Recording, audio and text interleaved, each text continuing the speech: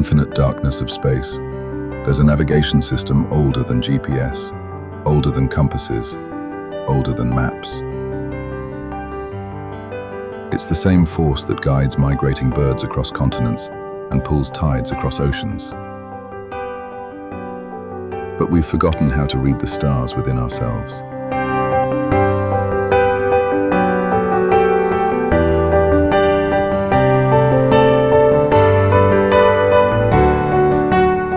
Picture a 5-year-old lying on her back in a meadow, staring up at the Milky Way.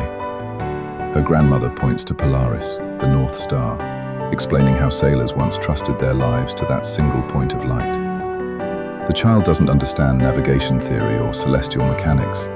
She simply feels something stir deep inside when she looks up at that steady, unwavering beacon. "Grandma, the stars are talking to me," she whispers. Her grandmother smiles. "What are they saying, little one?" "They're saying, home is this way." At 5, intuition isn't a concept to be analyzed. It's pure signal from the cosmic deep. Like a pulsar sending out its rhythmic beacon across the galaxy, the child's inner knowing pulses with perfect clarity. She doesn't question why she gravitates towards certain people, why she feels uneasy in certain rooms, why she knows her hamster is sick before anyone else notices. Her intuitive receiver is wide open, scanning the frequencies of existence without static or interference. Einstein once said, "The only real valuable thing is intuition." But children don't need Einstein to tell them this. They navigate by instinct, like planets following invisible gravitational fields, drawn toward what nourishes their souls and repelled by what threatens their essence.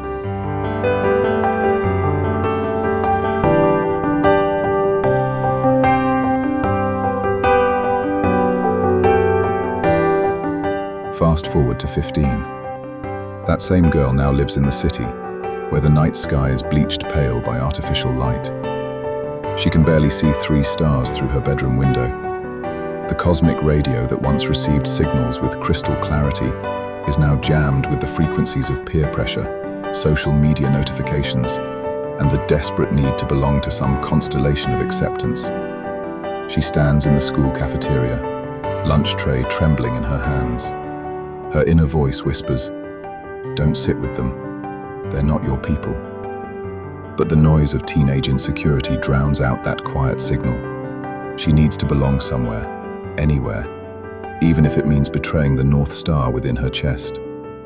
She sits with the popular crowd, laughs at jokes that make her stomach turn, agrees with opinions that feel like sandpaper against her soul.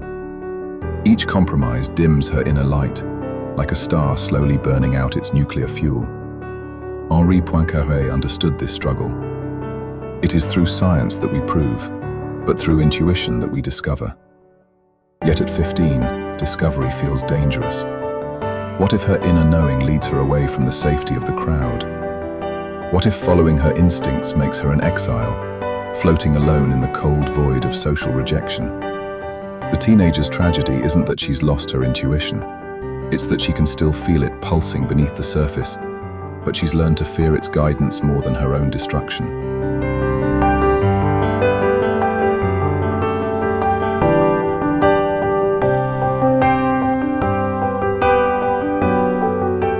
At 25, she's climbing the corporate ladder in a glass tower that scrapes the belly of low-hanging clouds. She's learned to navigate by the artificial constellations of success, salary figures, job titles, social metrics. Her office window faces east, but she couldn't tell you where the sun rises anymore. Her phone buzzes with a job offer. The salary is astronomical, the benefits stellar, the prestige luminous. But something deep in her chest pulls in the opposite direction, like a compass needle swinging toward magnetic north. Her gut broadcasts a clear signal. This path leads to a black hole. She dismisses the feeling. Intuition doesn't pay student loans. Inner voices don't contribute to retirement accounts. She's learned to navigate by the bright, seductive light of external validation, not realizing she's following artificial satellites instead of fixed stars. The job consumes her like a hungry supernova. 60-hour weeks collapse time itself. She loses track of seasons, of friends, of the quiet voice that once guided her through meadows under starlight. She's achieving escape velocity from everything that once mattered, launched into an orbit around success that grows more distant and cold with each passing year. Bill Gates, despite his empire, admitted, "Often you have to rely on intuition." But the young adult has forgotten how to tune into that frequency. She's surrounded by so much signal noise, market reports, performance metrics, competitive analysis, that she can't hear the pulsar of her own wisdom anymore.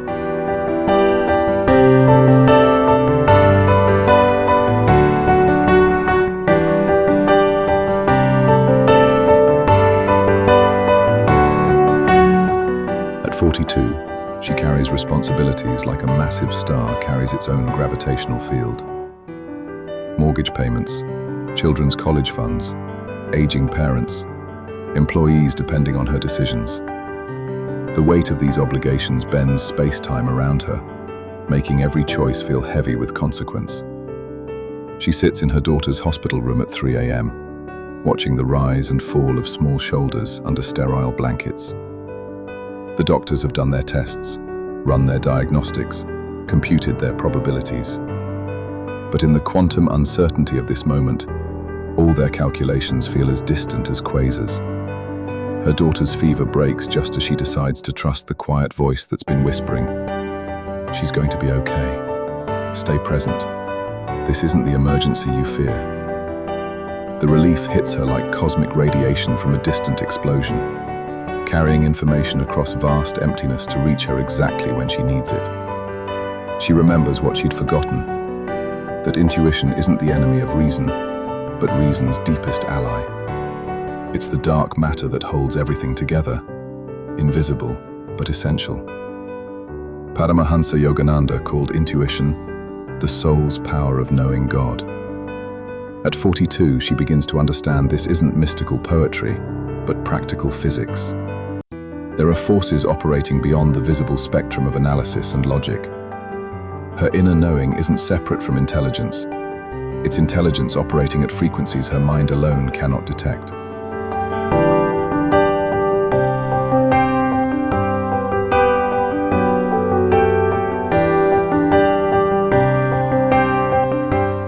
At 70, she lies on her back in the same meadow where her journey began, her granddaughter beside her, both faces turned toward the infinite depth of space. The city lights have dimmed behind them, and the Milky Way spreads across the darkness like spilled stardust. "Grandma," the little girl whispers, "the stars are talking to me." "What are they saying, little one?" "They're saying, I already know everything I need to know." The elder smiles, recognizing the echo of her own childhood wisdom. She spent decades learning to navigate by artificial lights, chasing satellites instead of stars, forgetting that the most reliable guidance system was installed at birth. Her intuition hadn't abandoned her. She'd simply learned to drown out its signal with the static of a noisy world. Rumi understood this return. There is a voice that doesn't use words. Listen.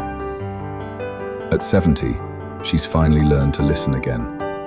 Not to the urgent broadcasts of ego or the constant chatter of external expectations, but to the steady pulse of inner knowing that beats in perfect rhythm with the cosmic background radiation of existence. She's discovered that intuition isn't a mystical gift reserved for the spiritually gifted. It's a navigation system as natural and reliable as the force that keeps planets in their orbits and guides migrating whales across trackless oceans. It's the universe's way of helping conscious beings find their way home. In the end, we're all just consciousness walking around in human spacesuits, trying to remember the way back to ourselves. But here's what I want you to understand as you sit by your own fire tonight, watching flames dance against the darkness. That North Star of intuition is still burning within you. It's been broadcasting its signal through every stage of your journey, waiting patiently for you to remember how to navigate by its light. The noise of the world will always try to drown out that quiet voice. The bright artificial satellites of others' expectations will always compete for your attention. But deep in the quiet moments, in the pause between breaths, in the space between thoughts, your inner knowing pulses like a cosmic beacon, ready to guide you home to yourself. Don't let the light pollution of modern life make you forget. You carry your own North Star. Trust its guidance. Follow its light. Let it lead you back to the meadow of your own authentic existence, where the stars still speak, and you remember how to listen. The universe is vast, but your inner compass is precise. Trust it. Your soul knows the way home.